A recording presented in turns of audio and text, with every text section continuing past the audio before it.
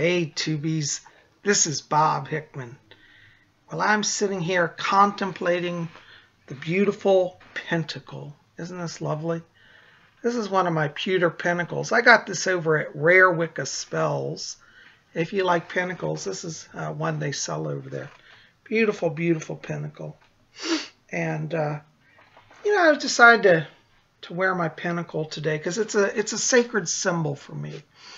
It represents my spirituality, my religion, if you will, which is Wicca. And today, we usually have Wiccan Wednesday. But I've been getting letters from people lately saying, Psychic Bob, we love that you're teaching us about the craft and how to do the craft.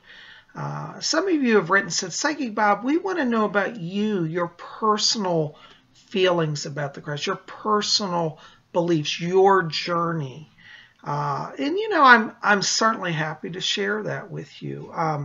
So I thought today, rather than doing a spell or studying a historical aspect of the craft, I thought I'd just talk about my journey as a Wiccan and what that means to me. And I jotted down some questions here off of the numerous letters that I've gotten over the last few months. And I thought I'd just address a few of these, okay? So I'm just going to go down my list here, and, we'll see where it takes us, okay?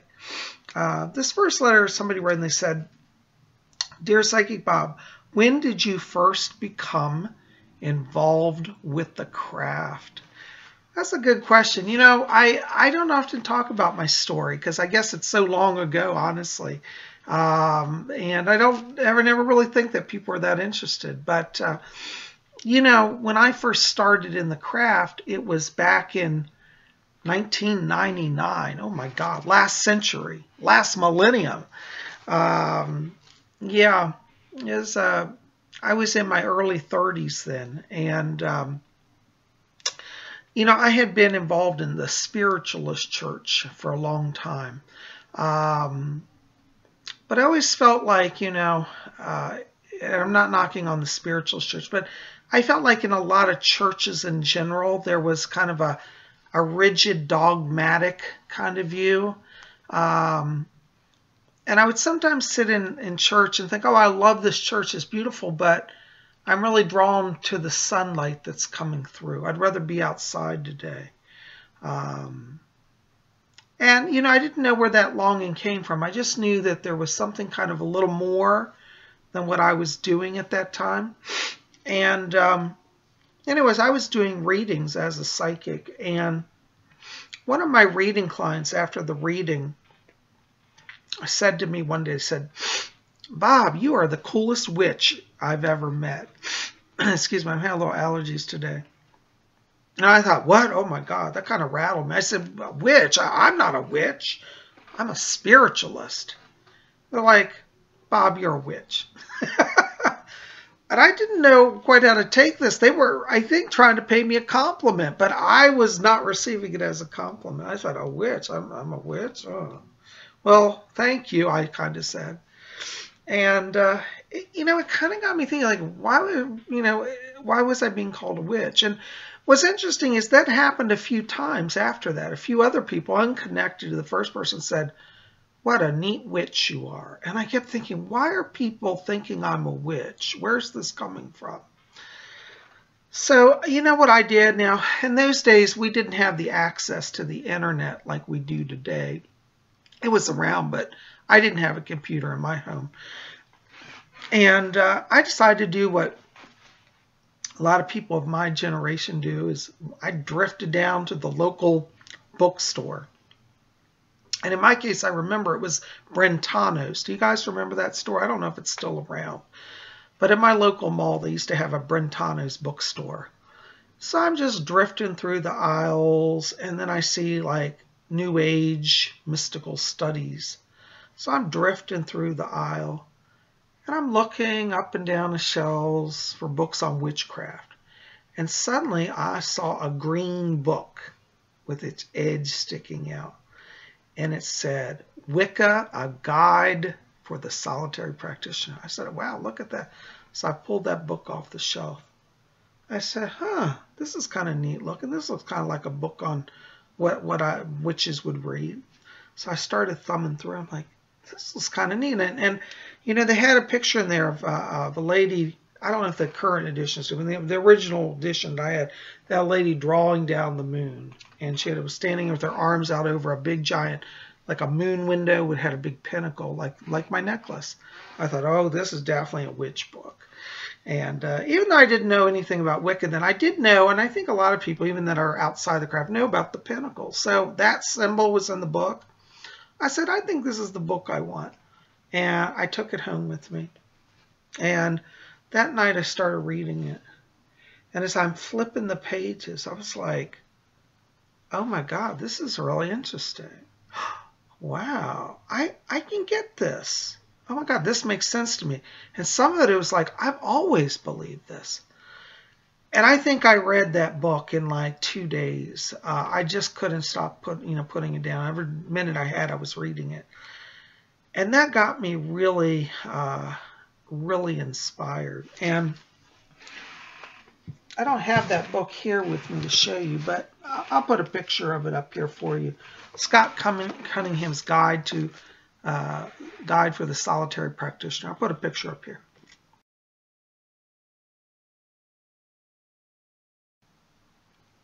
So that's a photo of the very first book that I actually read on the craft. And that really got me thinking. I was like, wow, maybe my clients are right. Maybe I am a witch. Oh my God. But I still wasn't sure, like, wow, how do you become a witch? What's that mean? And then I read my second book. And this is actually the original copy I bought back in 99, 2000. Living Wicca, A Further Guide for the Solitary Practitioner. This is the original cover with the Robin Wood art, which you don't see anymore. They have a different cover. But I love this one because, I saw this Wiccan priestess out in the woods. I thought, wow, that's kind of mystical. I like that. So this was the follow-on to that book. And that's really what got me started. So that's kind of when it all started for me.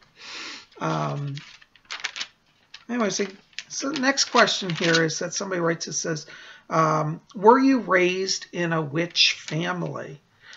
Absolutely not. My family who raised me were, for a lack of better terms, very much materialists. They said we believed in God. We were supposedly a Christian family.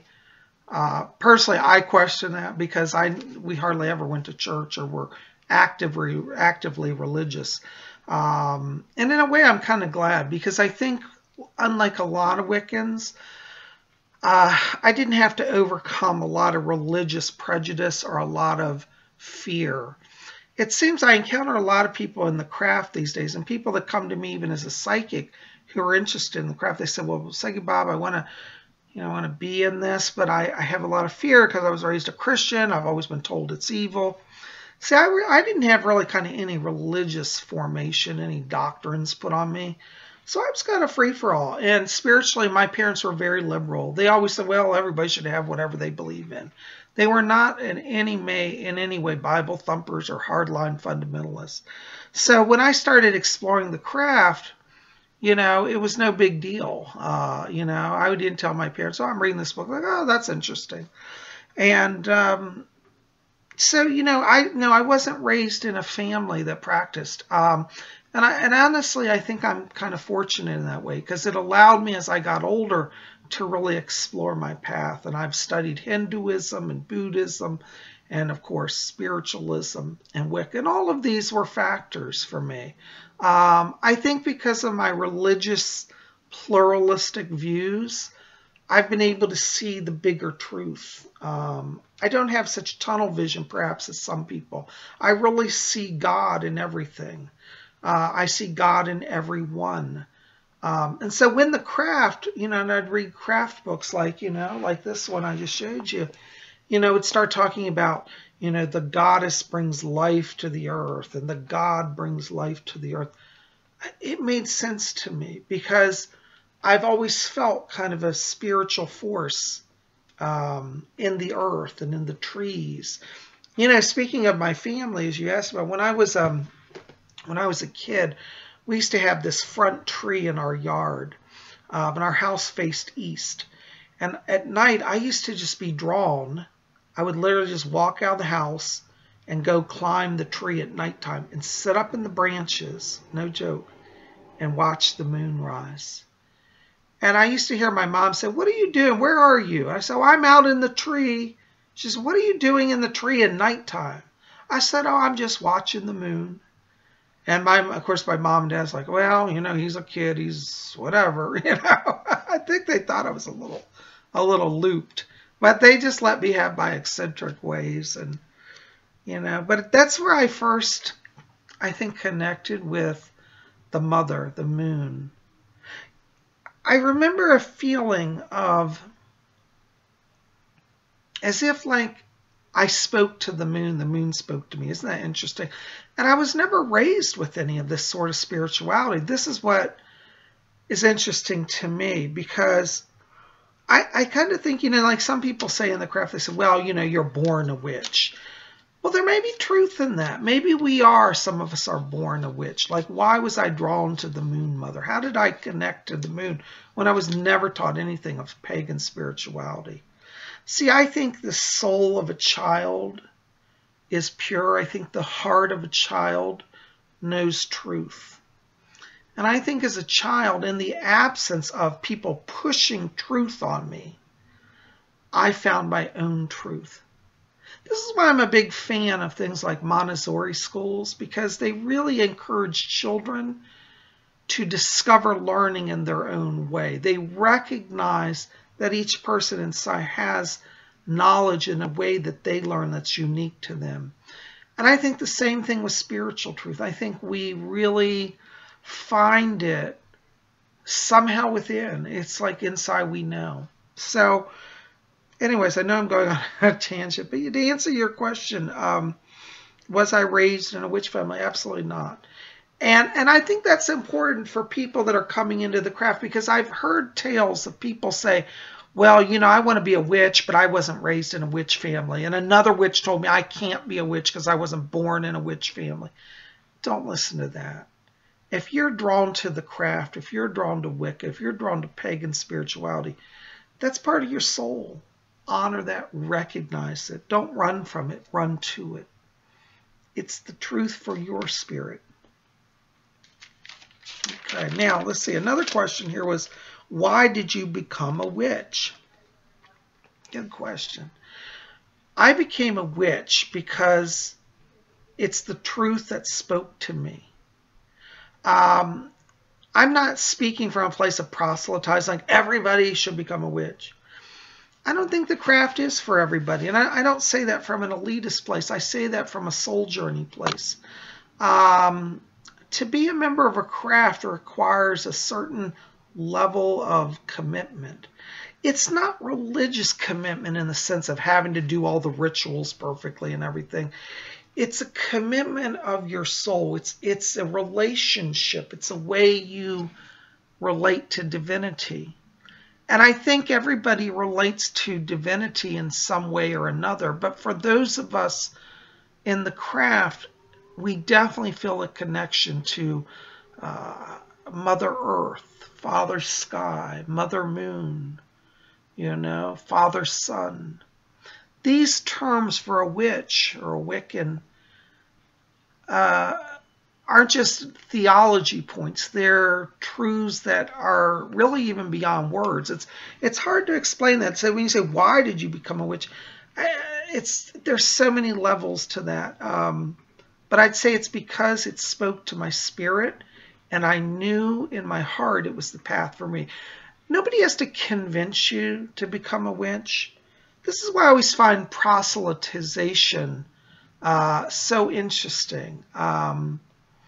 Because sometimes in some religions, they go and they try to force you. You have to believe this or you're going to hell. Or you have to believe this religion or you're going to be killed. This is why I think, like, when we see groups like, you know, the ISIL and the radical Islamists, and they go in, they take over villages, say, everybody convert or you'll be beheaded. Is that really true spiritual awakening? No. It's a death threat. It's bullying. The craft doesn't do that. We don't say, you better be a witch. In fact, we don't even encourage people to be a witch, you know. Nobody approached me ever and said, you really should become a witch, or your soul needs to be a witch. People will say, if you want to learn, we'll give you supplies, we'll give you teachings, but it's up to you, and we don't care one way or another.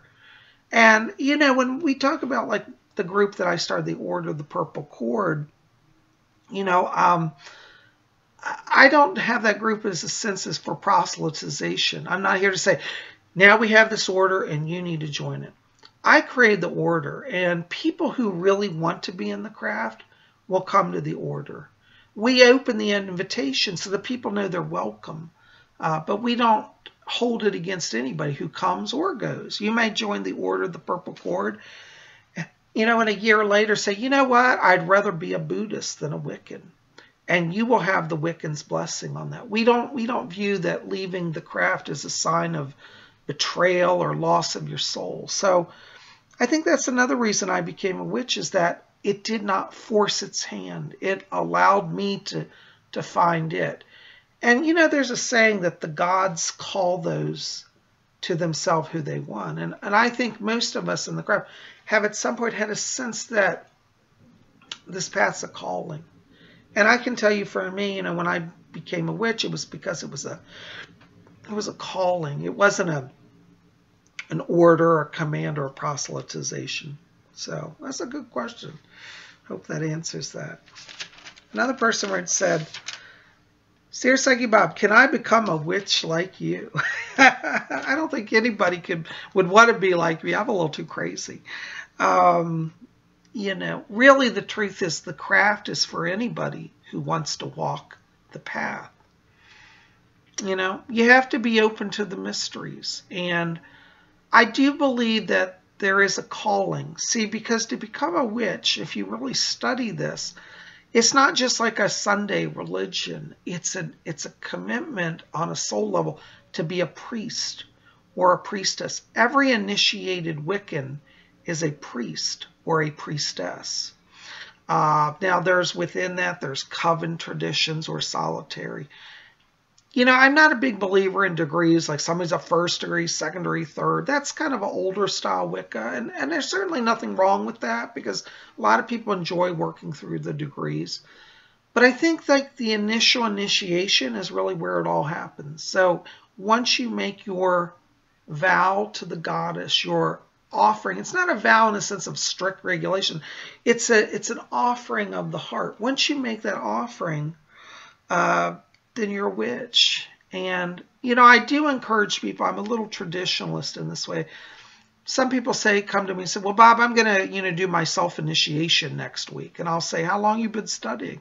I said, oh, it'll be the last, you know, week or two. And I'll say, well, you know, traditionally, if you want to be truly traditional about it, it usually takes about a year. The tradition is a year and a day to initiation. And this is because when you take an initiation, it's a sacred commitment. It's a commitment to the elemental powers. It's a commitment to the gods that you're going to walk their path and serve them. And in turn, they serve you. And I think if you take a year to study that and to really develop it, you're going to know. You're going to know that it really is your path. And if it's not your path, that's okay. You have a whole year to think about it. I've known people that have gone a whole year of study, and then when it was their initiation said, I don't think it's for me. And you know what? Nobody in the craft gets at all upset, because we understand that this is a sacred path that is maybe not for everybody. So when you say, can I become a witch like you? You know, of course, yeah.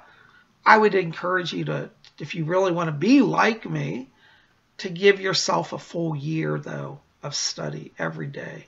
And study doesn't just mean reading books. It means walking the wheel of the year. It means honoring this Lord and the Lady, honoring the Sabbath, setting up an altar, doing rituals, exploring magic, exploring spells. You know, I think that's important, you know. Somebody else wrote to me and they said, Dear Bob, I've been turned off by religion in the past. Why should I consider another religion like Wicca? Well, that's a really good question. And I have to say, I think that a lot of religions have done a lot of damage to a lot of people.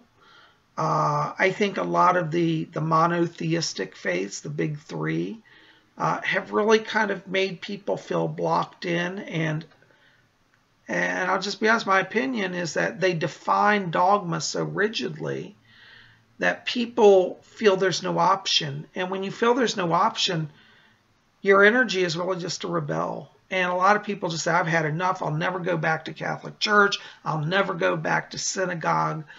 I'll never go back to whatever church or temple. And I think I can understand where that comes from. I have a background also with the Catholic Church from when I was younger. And frankly, I'm turned off. I'm turned off by the Catholic tradition, the Catholic hierarchy, the Catholic control. No offense to any Catholics here. It's just not for me. It's just not for me.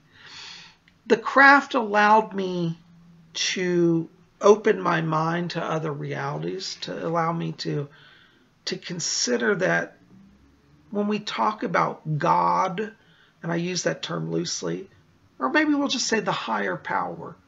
When we talk about the higher power in Wicca, it's not a condemning, judging higher power. It's a higher power that says, I create everything in love, and you're part of that love. And you can love me or not love me, you're free. And there's no condemnation in that. And I think a lot of the traditional, particularly monotheistic religions, get focused on the rules, and they do turn people off. And when I started actually practicing as a Wicca, when I started going out under the moon, the goddess was present in a way that I had never considered. It's a very interesting thing. You might want to try this sometime. This is an experiment I did one time. And it's actually, I've done it a few times. It's really, it'll be very telling for you. Go out walking. If you're in an area where you have a neighborhood you can walk at night. A lot of times where I live, there's a lot of pedestrians and stuff and dog walkers, and because we have a lot of condos here and townhouses, so people are densely packed. So at night you go out, there's always somebody walking their dog. Sometimes I'll go out under the full moon, and I'll walk down to the park, and I'll pass people walking their dogs, and I'll say, isn't it a beautiful full moon tonight? And they look and they're like, what? I said, the moon. And then they look and say, oh, I didn't realize it was full moon tonight. See, so many people are so disconnected from our natural world that they don't even know that the moon is out. And once you become a Wiccan, you can't help but know that the moon is out. It really becomes part of your life. You can't realize that, oh, look, Mars is showing tonight, and there's Jupiter and Venus. You start to see the interplay of life, I've loved astrology all my life, and when I got into the craft, I realized that I could take my love of astrology to a new level, because not only did I just know what the planets were, now I was be able to learn to draw power from them and use those planetary alignments and energies and star signs for spell work. For the person that wrote and said they've been turned off, I can understand that. And if you say, why should I consider another religion like Wicca? I would say that one of the reasons why you should consider it is that it gives you freedom to make choices. It doesn't dictate to you, and you'll find a very different experience. I credit Wicca with me getting my life together and moving forward. Before I studied the craft, I had so many problems in my life. I was always poor. I never had a penny to my name. I never was the idea of buying a house was never going to happen. I lived in low-income housing, was almost homeless. A lot of people don't know that about me. I didn't start actually becoming successful in the material sense of the word until I honored the craft. Now, I wasn't out running every day doing spells for money and prosperity. But what the craft taught me was that I had power to shape my destiny. I think some of the traditional religions, in my opinion again, tell people, well, you know, you just have to wait on God. It's the will of God. I don't believe that anymore. I believe the craft teaches you that you make a choice how you want to create your future. And the craft offers you options and tools to make that a reality. And so once I learned to do magic and I started to see my spells manifest, I thought, my God, this is real. There's really something to this. It's not just coincidence. And it gave me the confidence to decide to make choices. It was because of the craft that I actually started my psychic practice full time. I had done psychic work for part-time for many years. And the craft said, you know, the craft calls you to face your destiny. The craft says, you know, you're now walking the path of a priest of the ancient ones. What will you do as your mission? What is your calling? Not with compelling or compulsion, but simply offering.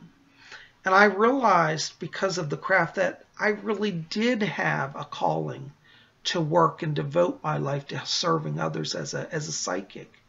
And it was because of the craft that I had the bravery. It taught me courage within that I could go out and make a difference. And when I started stepping into my power, because Wicca told me I could, I got out of debt. I was over $50,000 in debt. I started a business. I bought my home. I moved out the ghetto, literally, and I bought a beautiful home. And my life moved forward. And I left behind a lot of my struggle. And so I'm very loyal to the craft. And it, to me, is a sacred truth. And, you know, that's what I would say. I would say, you know, why should you consider it? Because it might just give you an option and an understanding of how to move forward in a way that you didn't have before in your other faith. So my 2 cents on that. Anyways, guys, if you know, if you like this, we'll do more of these talks because there's so much more I could talk about. But I'm going to just start with that today and share with you a little bit about my journey. And I hope that gives you some insight. And if you're somebody sitting on the fence saying, well, maybe I'll explore the craft, you know, I'd say take your time. You don't have to jump off the fence. But, you know, if you drift over into the pastures of the Wicca, nobody's going to attack you, okay? And you will be welcomed. Anyways, I hope you guys will consider, you know, looking into this. You might want to start with that book I suggested by Scott Cunningham, Wicca, a Guide for the Solitary Practitioner. I'll put its picture up here again.